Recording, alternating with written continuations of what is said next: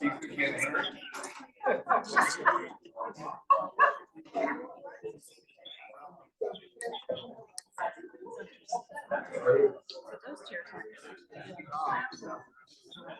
is going to speak from the podium. I can move this around.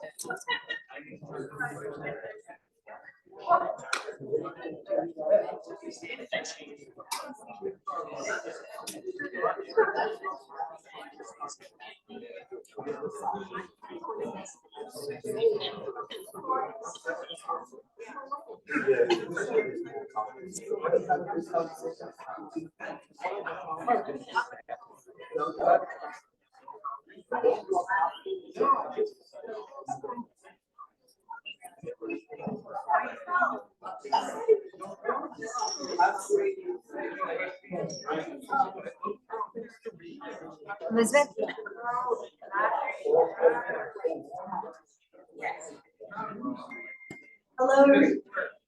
Hello, everybody, and thank you very much for coming. Come on, come. Are you more comfortable standing or sitting? I'm not going to be the only one. So my name is Elizabeth Ferenzi. I am on part of the Cleveland Park Community Association. Thank you all for coming tonight. We strongly welcome all members and encourage anybody who's not a member yet to join if you would like to. We're not going to spend our night talking. We're going to turn this over to Commander Savoy, who's going to introduce herself, introduce her team, and if we have time, we'll have questions asked. So I'm not a fan of mics. I have a loud voice. Loud voice. You all would be able to hear me.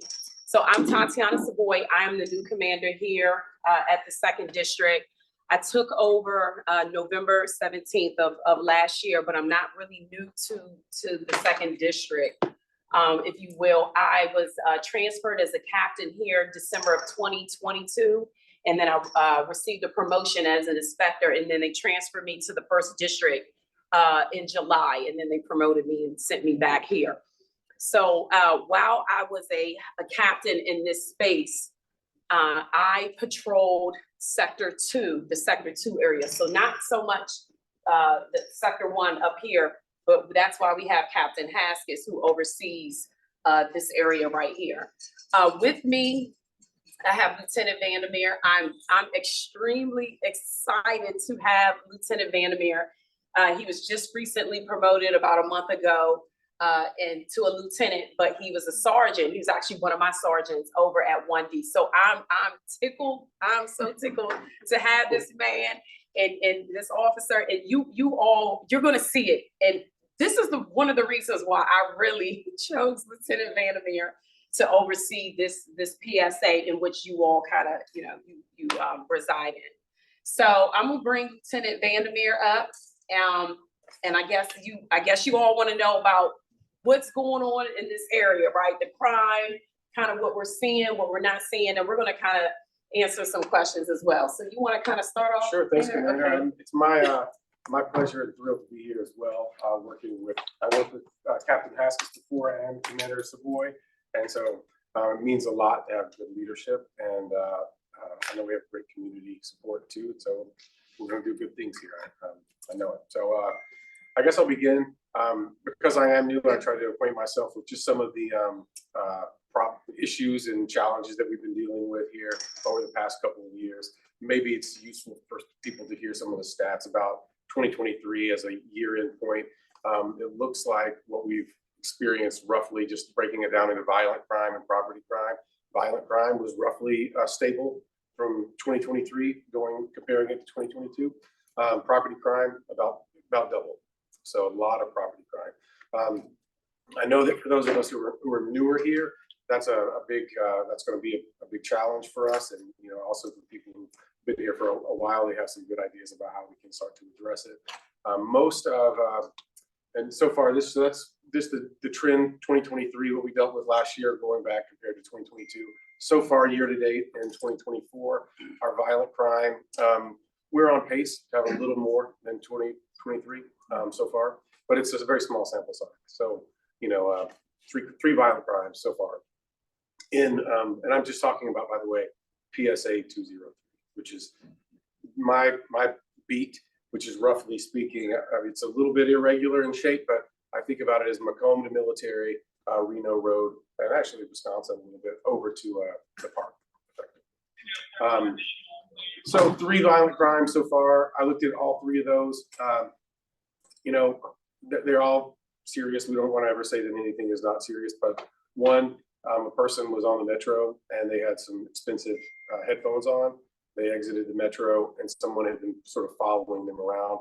If they had gotten off at a different metro stop in a different community, that would have, you know, happened there. So that's one type of thing that we're facing. Another was someone was driving around in a nice car. They were followed based on the vehicle, and they ended up having a confrontation here in 203. And another one happened in the hotel with visitors from outside the area. So not that any of that is not serious, but there is a sort of categorical difference that I think would make me comfortable. Excuse me. I'm knowing that something is not acute and rooted in the community. It's something that just sort of happens because, you know, we're living in an urban area. So, but all those things we're taking them seriously. We're keeping an eye on them going forward into 2024. The property crimes, you know, a lot of this is retail theft that we see so far. We have 39 property crimes in 2024. 35 of them, overwhelmingly, the driver here is retail theft. We are right across the street. We have CVS's. You know, we just have a lot of issues with people coming in. Some of our stats there, I believe, are, you know, we always want the data that we collect about crimes. These are all, by the way, these are, when I say this is up, I'm talking about reported crimes. These are things that we have taken police reports for. Not all the stuff gets reported, right? And we want to make sure that we have, because we're intelligence driven or data driven, and we want to make sure that we're making the right decisions. We want to have fidelity between our understanding of crimes in terms of our reporting and what's actually happening. And so that's one of the projects that we have to keep working on as well. To that end, some of these retail thefts that we're seeing right now are certainly artifacts from just our record keeping. So we have one of the initiatives we have is working with CVS, going back through scouring their camera footage, especially when there's a suspect that we can easily identify just based on appearance. And in that way, we're able to identify past thefts, some of which weren't even reported. So that's the sort of thing where our data right now is going to have better fidelity to what's actually happening than in the past. And in a sense, it's going to inflate the numbers. But to that point, today, we're working on a warrant. We have a person in custody. The commander has reached out to the prosecuting attorneys to have the person held. I think it's going to be this individual alone. I know it's 10 cases. I know it's 10 thefts we have pretty airtight, and it might be as many as like 28. So not all of those are in PSA 203, but a lot of them are. And they not all this month. They go back. We're reaching back into 2023 to try to address the issues that are chronic that we're seeing. So that's one of the things we're doing. We've made 2 arrests using that methodology, trying to work with CVS corporate, using our our actually detectives and our other investigative units, our crime suppression units, to really look at these things carefully, go back, use the digital infrastructure we have to try to close these old cases and stop them from just reoccurring over and over. And the commander, like I said, has reached out, working with the prosecutors. And I was like, listen, we need to, until we get these prosecutions, we need to keep them out of the area and have them held. So those are some of the major things that we're working on in terms of the crime that we're facing. I know that, and maybe this is something that we want to talk about as well. What I've heard a lot from tenants associations and from others is that we have some, issues. We have a lot, especially in some of the larger apartment communities. We're having a lot of turnover in terms of the constitution of the tenants there, and sometimes this is bringing in different norms and different standards, and people are kind of clashing a little bit in terms of culture about what the expectations are. A lot of this, of course, it's tricky for us because as law enforcement, we absolutely want to get ahead of things and be proactive. And before something festers and becomes a criminal issue and a safety issue, that's the sort of thing we would love to address. On the other hand, it can be very tricky for us to get involved in things that are kind of, argumentative disputes between neighbors. One person can perceive that we're taking another person's side. one person might actually kind of weaponize the police a little bit and give us information that's not quite true. So we have to be very careful about how we tread in that space. And to that point, we are in the process of working with OAG. I've been speaking to a lot of tenants associations. We're meeting with council member White's groups at some point soon. I reached out to them. And we're just trying to figure out the best way to use the whole government approach to address those issues. So that's what I've learned so far. Yeah. Anyone have any questions? Yes, ma'am. What about Target? That's also been hit a lot. And do you think CVS and Target, I live here, I shop small, these are my shops. This self-checkout, which means there's nobody around, so people just walk off with whatever they decide. Do you think that is part of the problem when stores have just self-checkout? It could be. I don't know enough about it to identify it as a problematic feature of the crime. I know that they have personnel there. They have loss prevention, and sometimes I've seen they have what we call special police officers who are specially trained. They're not MPD, but they are trained security. Some of them are armed. I've seen them both when I've gone and visited.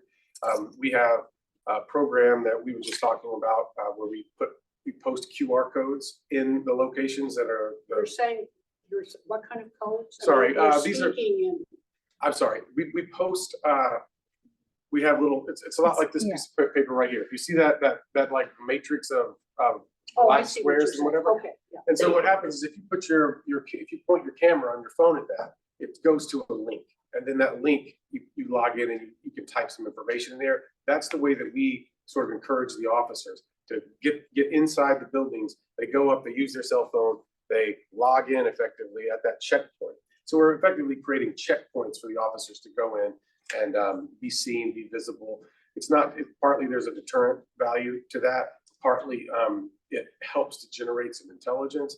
You go in, you're talking to a clerk, you're talking to somebody. Maybe they didn't feel comfortable calling 911, but they see you face to face and they're like, hey, you know what? I remembered something the other day, and they talk to you, and maybe it just facilitates information sharing between us and the business owners. But with self-checkout, like in Target, and you go to check out, it has stopped at pay the machine, which means people are pretending to itemize the things they purchase, but they're not pushing pay to pay, and they're walking out. So Couldn't there be an alarm or something on these machines that if you don't pay, it starts? So buzzing? this is that gray area that we talk about where we are the Metropolitan Police Department and Target is their own entity, their own Right. corporation, right? And we have been having constant communication with just retail alone about, that it's even some of their policy, they can't call us until this person leaves out of the store. So if you think about that, you're thinking, okay, when you think about that, how much time has really passed for someone leaving Target, waiting for a Metro bus, getting on the Metro bus, and now they're last seen. And then by the time we get the call, we have to drive to the location, we have to find the complaint, we have to, that person is long gone, right? Exactly. So these are those conversations that we do have with the Target and the CVS. One of the things that our crime suppression team has done is we're now doing theft operations where you're not going to see the officer. You might walk into the CVS and the next thing you know, someone's walking out and then they're under arrest because we have undercover officers in these areas, and we have to, the bottom line is we have to start enforcing these arrests. Right. In the past, we've seen maybe retail where they don't want to press charges, right? So we go in the form of a way of maybe barring that person, but that's not changing the behavior. Right. 2024, under my command, you're getting locked up. It is what it is. We have to stop this behavior. Another thing that Lieutenant Vandermeer talked about was really identifying these repeat offenders, right? I can walk into the CVS and I can say, hey, Mr. or Mrs. Manager, who are your top 2 repeat offenders? They could give me a name. Oh, what? It's who? It's Steve, okay, give me a description.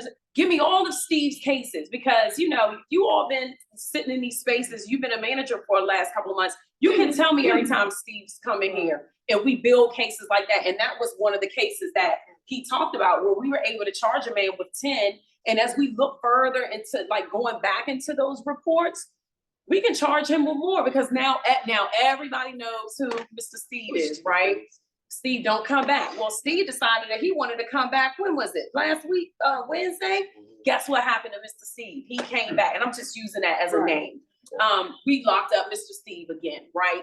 Sometimes we can use our community outreach. We can go find Mr. Steve and say, hey, listen, what's the real underlying issue, right? We can't just lock up people, right? And just think that that's gonna help. But what's really going on with Steve, right? We done locked him up so many times. What's the underlying issue? Outreach is there. Hey, Mr. Steve, what do you need? Do you need resources? Do you need to know where these resources are? Another thing, even within this area, we stood up a footbeat unit. I don't know if you've seen like police presence since, when did you do this, Captain Haskins? Since the 20th? December 20th. We're on the day work and the evening shift. We have a unit out here. In addition to that, we put footbeat overtime here. Last week, Officer Silla was inside of the 7-Eleven, and somebody came in, went right to the back of the counter, grabbed some cigarettes. They, unbeknown to him, the police was inside of the 7-Eleven, and we placed him under arrest, right? It was cold. It was a cold day too. But I'm sorry to cut you off. He got arrested, right? The guy just came out and did the same thing. Are you I'm the? the owner of that. Okay. Do you remember that incident? So tell your community what happened. The officer was in there, and we placed him under arrest. And those are the things that we need to address, because we have to stop that behavior. It's unacceptable. We know he's been in there before. Let him come back. We know who he is, and we know where to find him. Yeah. And getting back to your original question, most of our theft calls are not the person being slick at the checkout, self-checkout. Like, no, I'm not gonna stand this. Right. Most of them are, I'm grabbing Oh, I know. 3 big things of cottonelle toilet paper I know. and I am marching on out, or I'm Right. getting cigarettes from behind me. Yeah, unfortunately, most are rather brazen. And It's Thank not you, about all 3 of you. things. It's a cart full of detergent and rolling down to the elevator, down to the metro station and walk out. Nobody stopped. Yeah. This was going on until December 20th. Now you put that much officers in the morning, there's a huge change. I can be a witness. oh, it of is a that. huge change. Our numbers have But we gone do down. not see evening and the night time. Evening is like 3 to 11. It's not consistent right now. But overnight, we never seen. Like I spoke to you earlier, that's why I requested a QR code. I'm the only operation 24 hours between Right here in Albert this- Street all the way to the circle, Chevy Chase. Mhm. 24 You're the hours. only I one don't even see open after sometimes 1 a.m., police I'd say. officers. Because, what is it, Nanny's probably closed at 1, I think? Everybody shut down at 2 o'clock. At 2 o'clock. Yeah. CVS Okay. closed at 10, Target closed at 10. Yeah, Between you're the only Calvert one. and Chevy Chase Circle. We'll have Pretty we'll much. have them visit tomorrow. Yeah. But like I said, there was a huge change on the officers. We used to have that in 2017. And our crime wasn't this high. Ever since we moved that officer from this area, the crime is just quickly getting higher and higher. And then as you know, the COVID hits, it just become a habit. Right, and then when our staffing is low, our Low. calls for service continue to go up, because you have buildings, you know, there's still been, and we have to sustain the calls for service that come out too. One of the things that I really want to do, this is something that Commander, when I was an inspector at the 1st District, Commander Hall, who's now the commander over at the 1st District, he stood up a bike patrol with 4 officers along that 8th Street Northeast corridor.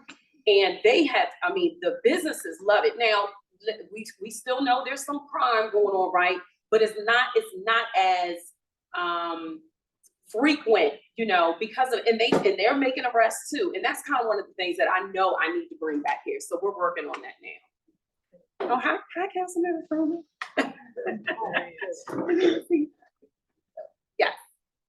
ma'am. Can I ask about the training or authority of the men who have a security patch on their uniform? For example, at Cathedral Commons, the giant, I mean, he's there, but he tells me, well, I just saw the kid go and I saw on the screen, I saw all the departments he went to and now he filled up his cart and then he just went on out.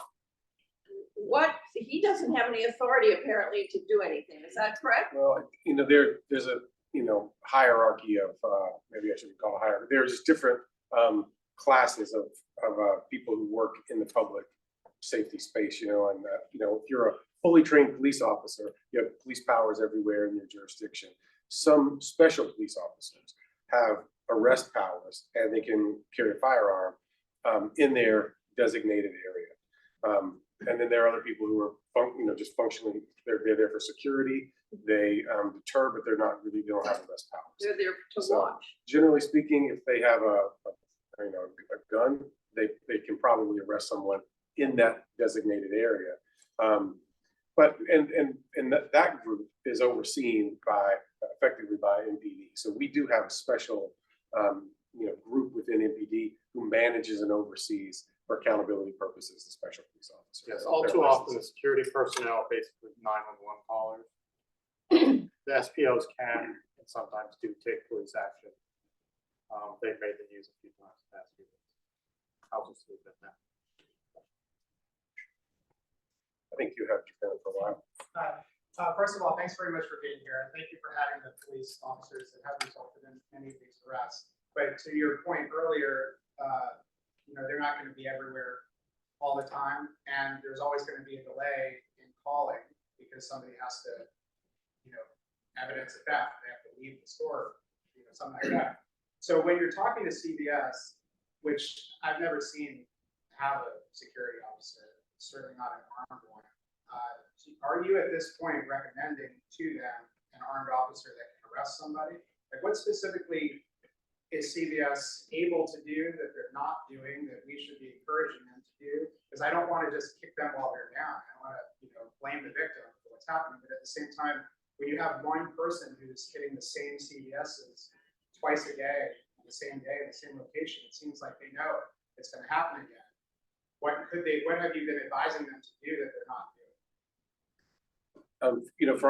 My experience with them is we are really working to close the cases that we have and help to deter the future cases. Some of that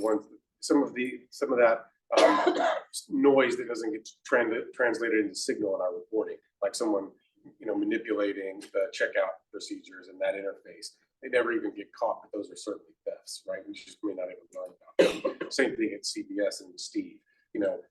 If you get so used to Steve coming in there, at a certain point, a clerk is just not even going to go to pay attention. Oh yeah, Steve was here. I was busy with this, and you just forget about it. So a lot of that theft isn't really captured.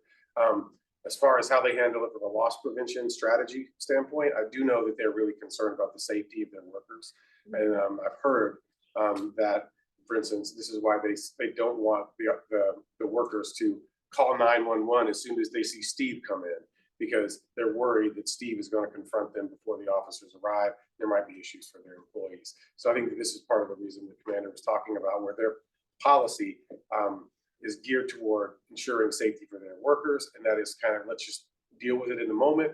And then after the fact, we'll try to let the police close that case. From a deterrent standpoint, I know that they're using the shelving and things like that. I have not heard them say anything about getting guards. I've not recommended it.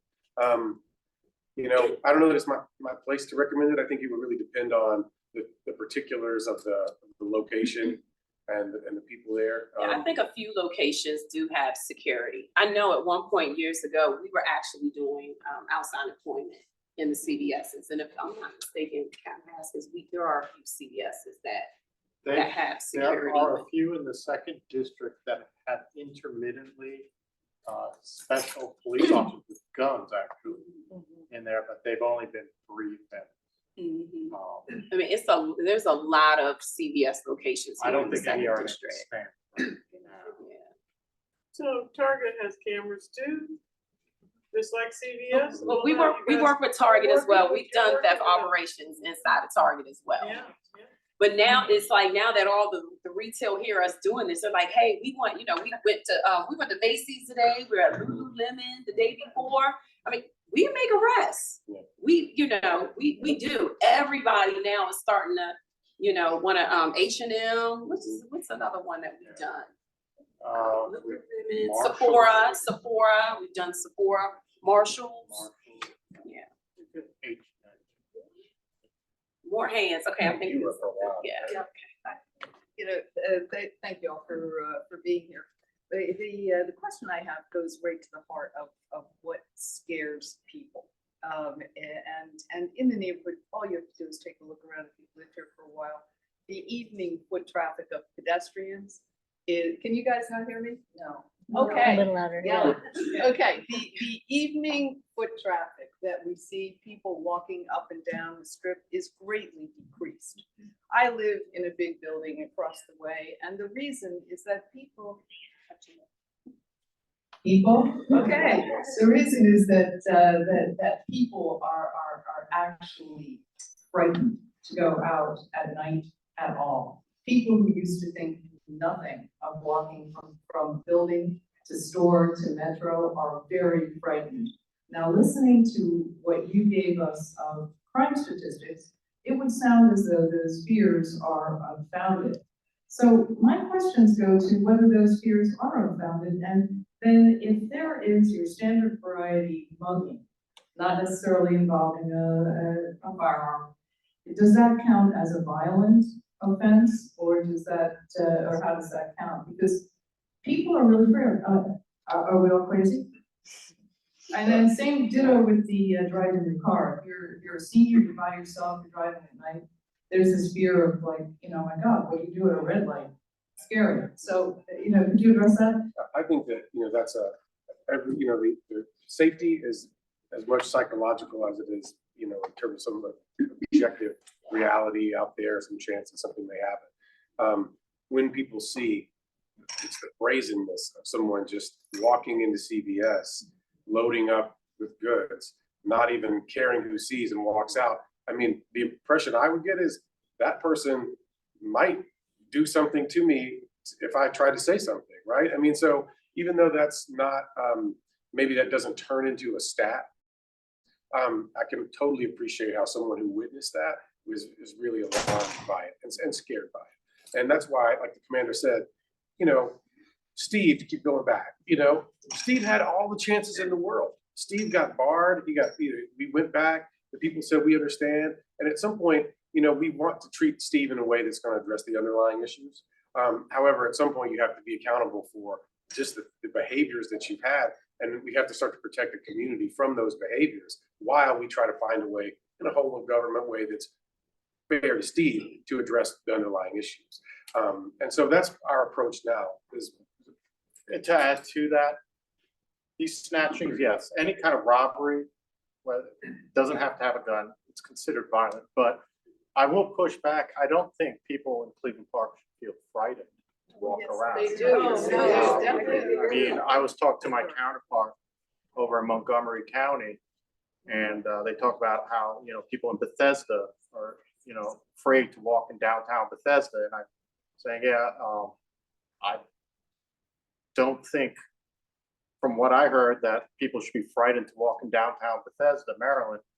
I don't think people, should you take precautions? Absolutely. Should you, I would be very careful how I park my vehicle. Don't leave your vehicle running. Don't leave valuables out. But I don't believe that, daytime, I don't see the, why we would be frightened. Well, then, Go ahead, and I sorry.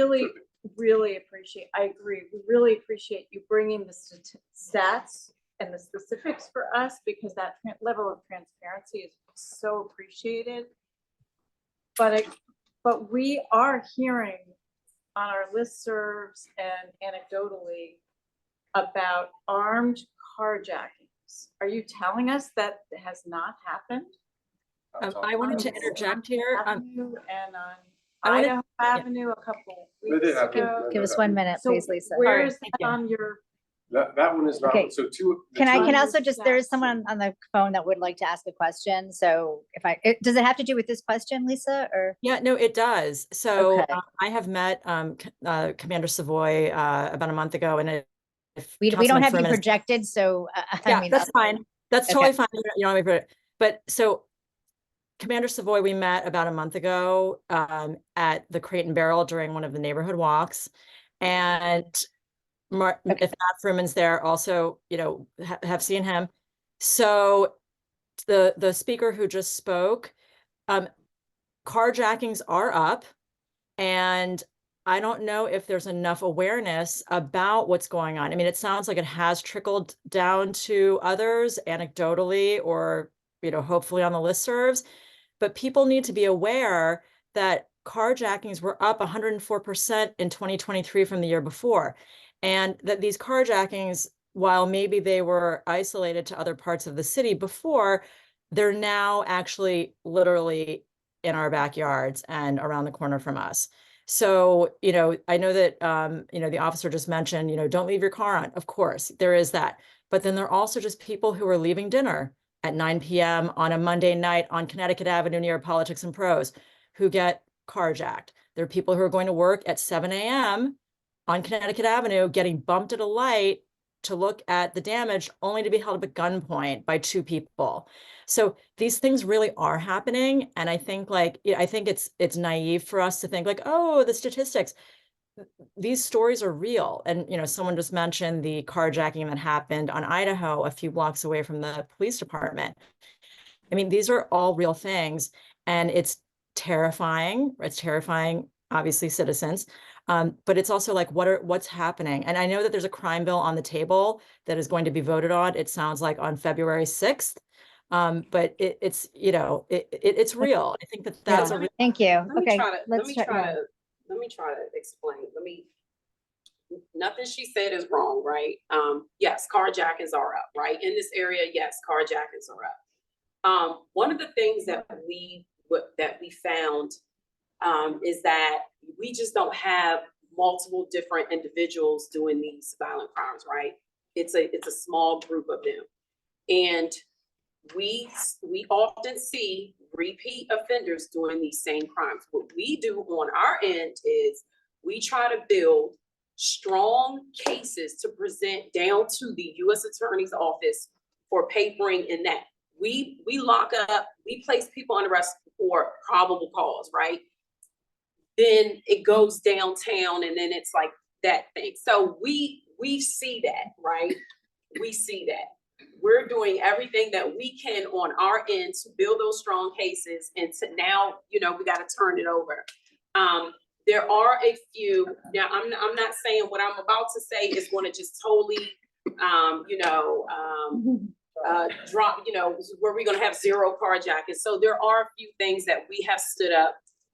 We were just in here last week with Councilmember Fruman and Chief Smith talking about some of the initiatives that we stood up when it comes to the carjackings, right? And as they get smarter and they, start to do these things now, we have to get smarter with them, right?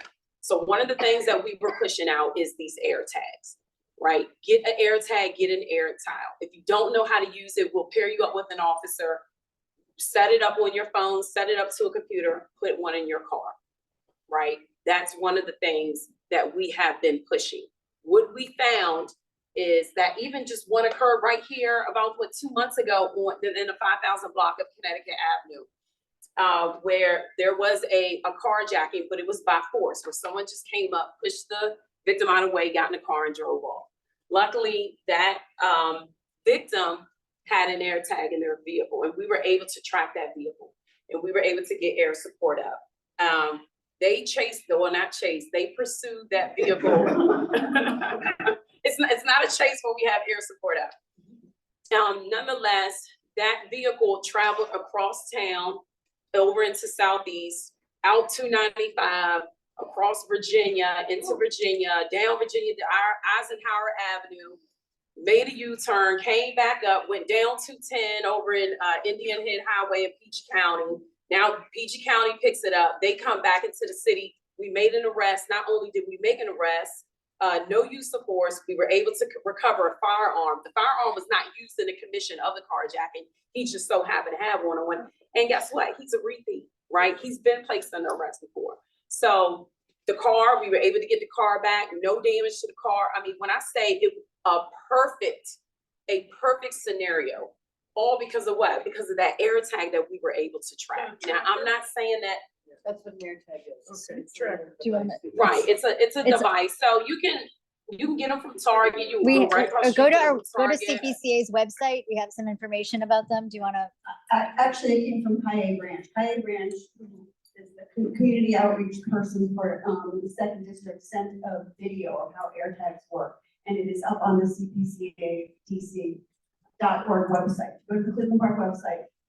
The video from MPD is on it. You can spend 3 minutes on how air tags work. They may be slightly bigger than a normal key fob, but Yeah. not much. I mean, they're just, it's, a lot of people keep them on their keys, but they move their keys. So it's- Yeah, you it's can even functional. come to the station, we'll help you get started on it. I even have one in my. And I bought some for my kids, so everybody in the family, for Christmas received the air tag. Everyone has an air tag in their vehicle. Just make sure it's your vehicle. And you know, I want to follow up on this, too. You know, what I presented to you guys, you know, since I've been here, I looked back at some of the bird's eye view stats of 2023 and compared to 2022. To get granular on there are other things that we could really focus on. Going back, we haven't had them this month, but if anybody has, there are a couple brands of designer coats that people are really want, and they're willing to, you know, rob you, bug you, and take them from you. Canada Goose, moose knuckle coats, nice cars, Montclair, not having a nice vehicle, having things, you know, packages on your porch, having something in your car visible. You know, it's too bad that those are things you have to pay attention to. I know that we don't want anybody's bandwidth, you know, taken up with thinking about what might happen when you could be thinking about things that really you care about. But the answer is, how can you do something for yourself? You can be a little bit more vigilant about your surroundings. We had somebody at an ATM, they weren't paying attention. Someone came up behind them. They were kind of stalking them the whole time. Sort of thing, if the person had probably, you know, kept a little eye out about that they're setting, maybe they would have noticed that. So, of course, you know, like the commander said, you know, these are things that we want to empower you to do those things as well. But yeah, so far this year, and to the captain's point, one of those violent crimes of the 3 we've had so far in 2024, the headphone snatched off the head, right? That's a violent crime. That's a robbery. So it's not that this is, you know, you have to really be hospitalized to be classified as a violent crime in our reporting system. First of all, at one point when I came in, you were saying something about your beat, so to speak, goes from Macomb to military. Does the second district not? No. Does the second district not go further south than Macomb? I think that was my fault too, Commander. I'm really speaking specifically to the patrol service area too. Right, but within the second district, Woodley Park would be included, right? Yes, ma'am. So speaking to Kathy's point about why people are scared, I don't know if you knew about it, but we all were told by many sources on listservs that a man at 7 o'clock in the evening, walking home from the Giant with his grocery cart to basically where my daughter lives on Cathedral Avenue, or maybe 29th Street, right there in the corner, he was attacked by 4 young men who chased him, hit him on the head. When the police showed up, they didn't find the cart or the boys, of course. Anyway, I drive down there all the time. I go along Cathedral Avenue and I'm looking at Mary's school and I'm thinking, you know, it's great when you've got a house with a Ring doorbell on it and they can see what's going on the street, but they can't see what's going on across the street. So that's my other question is, what deterrence do outdoor public space cameras provide? And is that something that, you know, Tregaron, the zoo, I mean, there's just so many spaces along in our community that where people walk Macomb all the way, you know, having Macomb right up here. It's dark woods. but it's owned by somebody. I don't know whether I don't know, tell me about cameras. So we do. So, first of all, we do have a camera rebate program where if you, Yeah. put in for it, you get some That's type for of your refund house. back, right? Cameras do actually work. We have closed numerous cases, just by someone having a camera. When a crime occurs, we do canvas. We canvas those blocks. If we knock on the door, someone's not there, we go back and we do a recanvas the next day. We might leave a card. We'll come back, we'll knock again. At some point, the preliminary investigation, the patrol officer would do. Then that case gets assigned to a detective. Then that detective will follow up. One of the things that I do encourage, I love cameras. One of the things that I encourage is just really just telling the community to not so much, and you're supposed to focus on your front step, right? But put it in a way to where it's going to capture that street. Because if we see those individuals running by, now we know which way they went. And then we go to the next block, and it's really a tracking, like we're backtracking. And it has been proven successful because we have made arrests. Even simple theft packages, you have one female, she's stealing packages, and then we're like, hold on, we're tying her to this and that. And at some point, we get a break. And then at that point, we look back at all the cases in that area, and then we can charge that person with those. So, But couldn't DC install cameras in public space? we do. But I mean, I don't think there's one on the Macomb playground on the Macomb Street, is there? Is there one, or institutions that are not DC government, but nonetheless not a private home? Right. So I mean, I hate to wish think I we had had to this be cameraed information up, on me, but before Many of Commander these- Branch retired, we received four cameras up in this location where we noticed that there were no cameras. So like One Connecticut and 4,500. Connecticut and Brandywine got one. Right. Intersection. So, but we have to, but On to the street. put the cameras up, we really have to look at where the density of these crimes are occurring, right? We're just not gonna put it on one street and there's nothing going on in that street. Or just maybe one package step. We really have to we gotta be strategic about where we're putting these cameras. But And they more are cameras, the costly, better. right? But not just our cameras. If everybody had a camera, right? Just think of what we can do in that space. Yeah. And I know it kind of falls on your pocket, you have to be the one to pay for it, but it really does great work. And then not only that, you're protecting everybody else on the block too. And I always encourage multifamily buildings to get the cameras. Like I live in a large multifamily building and like the rebate program offset the expense and we actually do have it looking out on the street because we know we want to help our community and so I'm an agency commissioner at all the big buildings, my S&D. I want them all to have cameras and anytime anything happens, and they don't have them, that's what I'm encouraging. So highly recommend multifamily buildings. They're best. Yes, I have a question. Thank you. From what I understand, a lot of these crimes are committed by juveniles. And I was interested to learn recently, I think it was in a television news program, that the target at Columbia Heights was now not allowing young people under 18 without supervision or something to enter the store. Has that proven to be helpful? Do you know of any statistics or any possible? Outside of our purview. That's So, in the third district. We yeah. have to kind of look at the data. to We don't see really- Since they implemented that, how does those steps look from before to now, if they slow down? I would have to kind of Do look you into that. have an assessment of how old some of these people are who commit these crimes? That's Surprisingly young. Just the two anecdotes we were talking about, but they're useful, right? The two cases where we are aggregating multiple thefts from different CVSs, not only in 2 and 3 in the second district, but actually regionally. Both of those defendants at this point or not? They're not, I don't know. So it's not always the case. If we, it's a lady that, I don't know, she was in her 70s.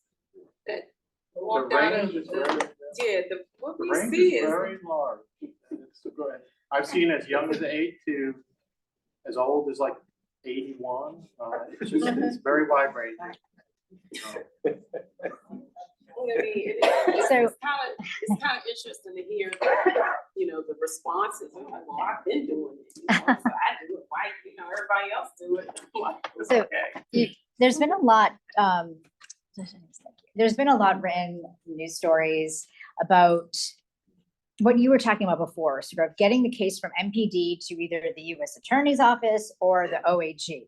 OAG, I believe, is for juvenile crime, US Attorney's Office is for adult crime, or maybe I don't really know how it is split. It is a unique DC situation. And it seems like relative to other cities, our prosecution rate is incredibly low relative to the cases that go to those offices. Do you have any comment on that? Are you finding that too, that you are arresting people and there's just a very low rate of conviction, or they're pled down to such a smaller crime that they're then out on the street?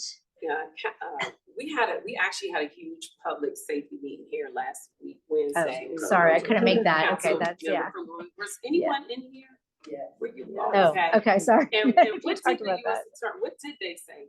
They said that they were prosecuting, right? And they Yeah. kind of threw the statistics up there and the data. Like 67% of cases released by the US district attorney was. US attorney. US. We don't have it. Yes, it's US attorney. Okay. I've seen lower numbers than that in the articles I've read, but maybe I don't have that current data. I tried to take good notes. I wasn't here on that one. Oh, okay. Sorry.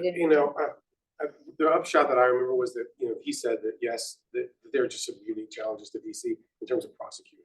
So when they have to decide whether they're gonna, what we call pursue the prosecution, they have to really think about their resources and what they're likely to win at court. And that, of course, means that I think he's addressing a perception that they're not trying hard because they're not papering certain crimes. And he's like, well, we have to use our resources the best we can. And that was my takeaway from what he said. You want to share about the Amazon locker, speak? What you're doing about package theft in the neighborhood? Right, so one of the things I would like to bring to the second district is Amazon lockers. What I actually found out the other day is that the Amazon lockers, you don't just have to purchase something from Amazon. It could be a non-Amazon package.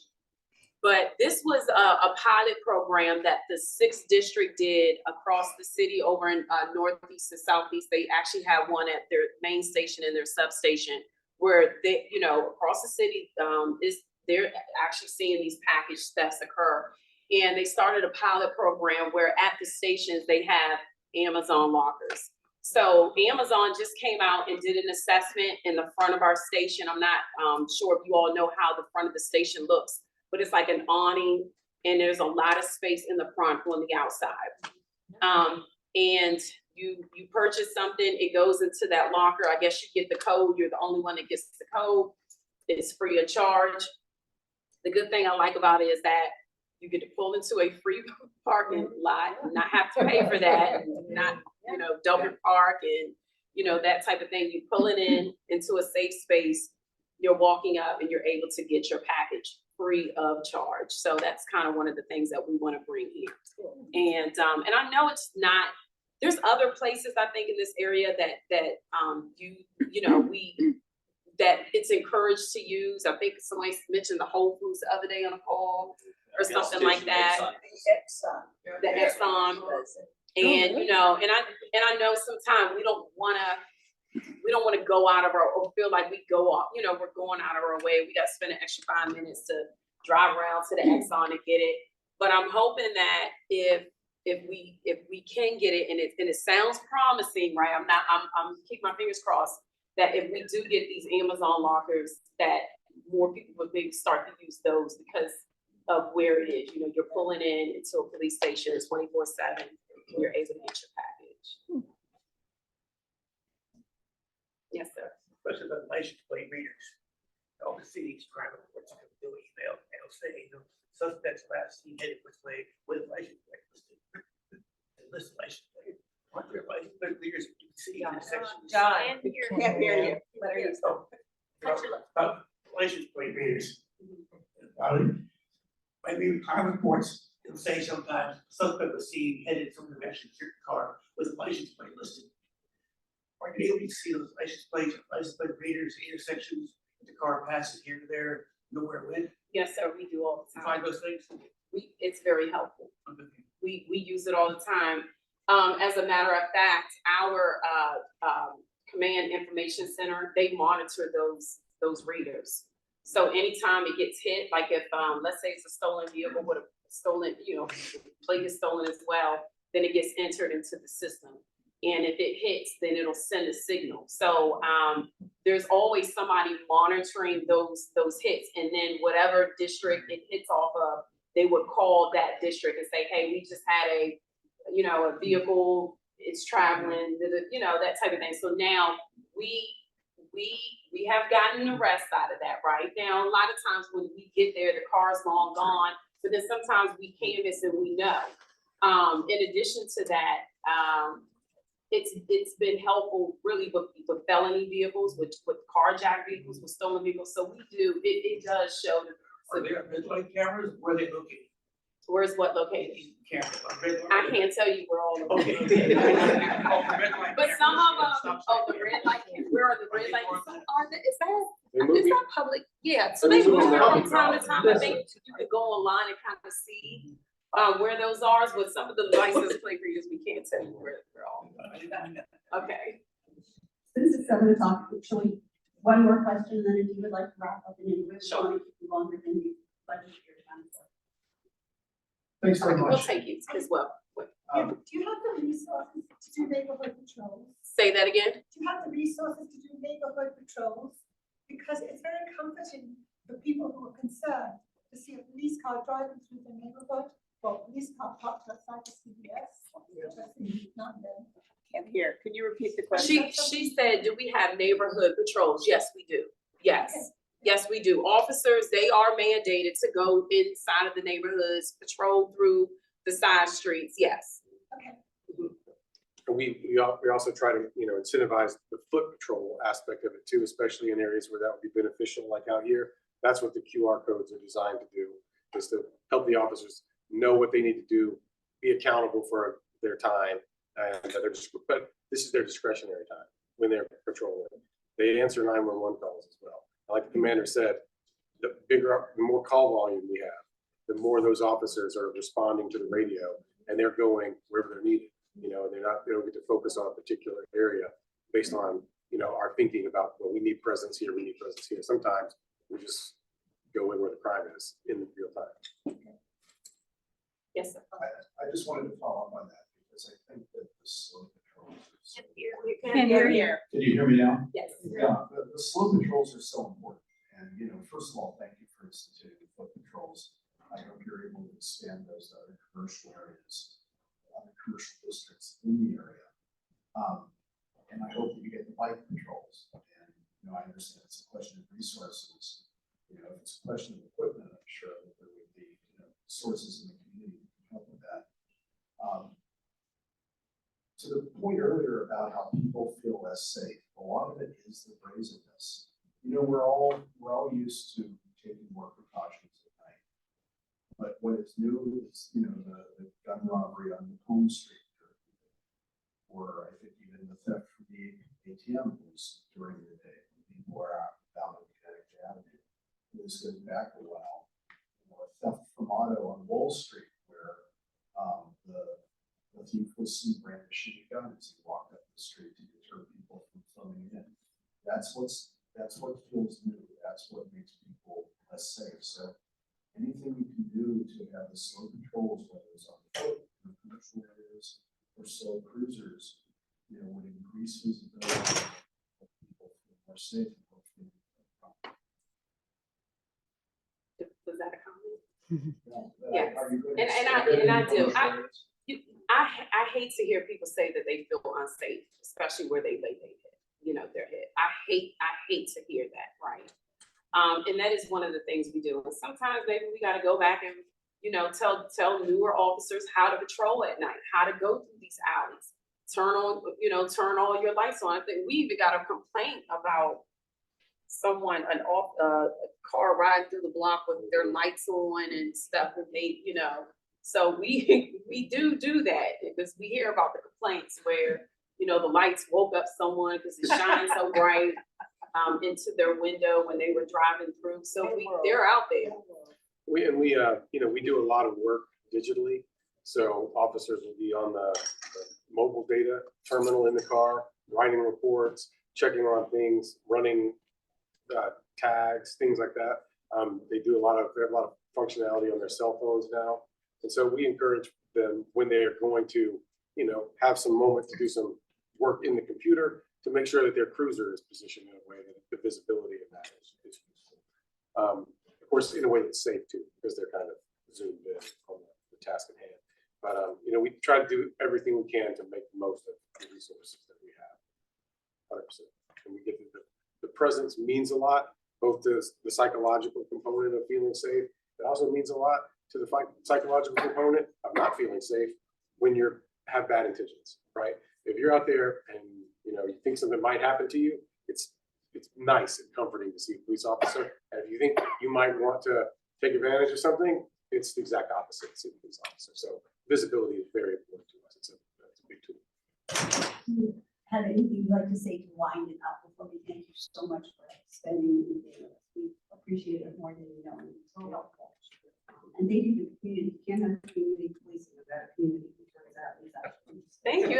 This is Anything huge. that we can do for support what you need, please share. So is it anyone else in here that want to say hi? I think I see the moker.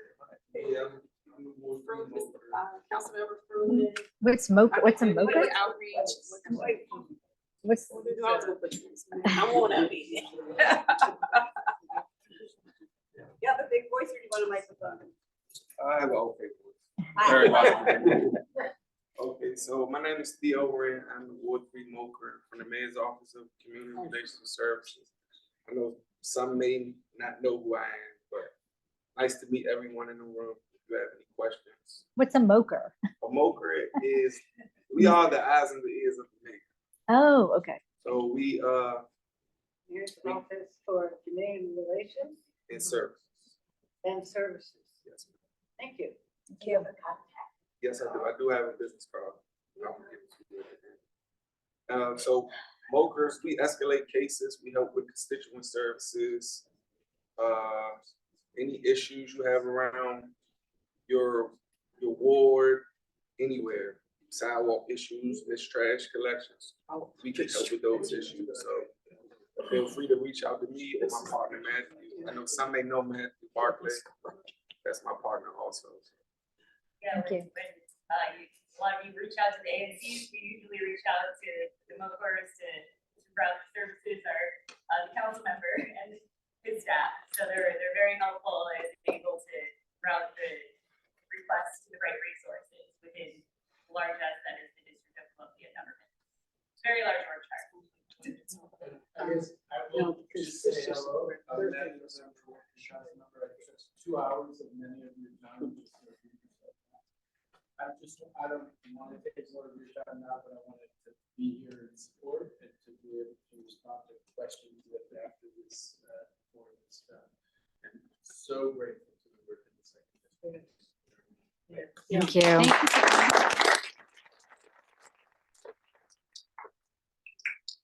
So we've been doing community walks every week. We've been doing community walks through the commissioners, through ANC.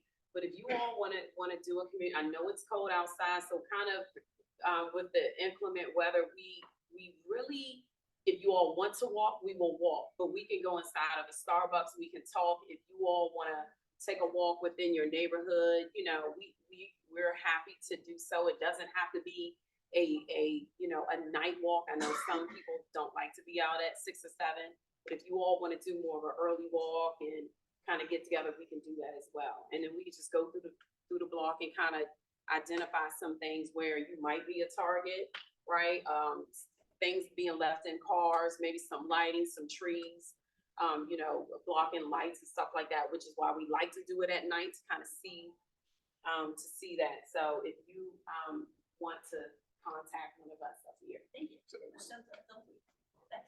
I just sent an email out a couple hours ago. Saturday, the 10th February, 10 o'clock a.m. In front of the 7-Eleven. Oh, really? I'll be there walking around. What, You're all what time? invited. February What 10th? time? 10 o'clock. 10 a.m. 10 a.m. Saturday, February 10th.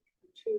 So is this for Woodley Park and Cleveland Park or just Cleveland Park?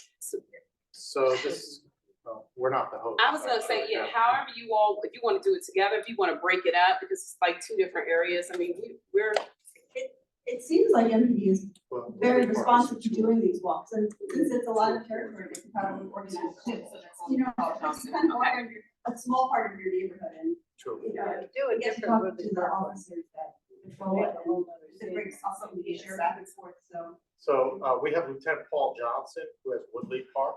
So our police service area for 203 Vandermeer stops at right here at Macomb.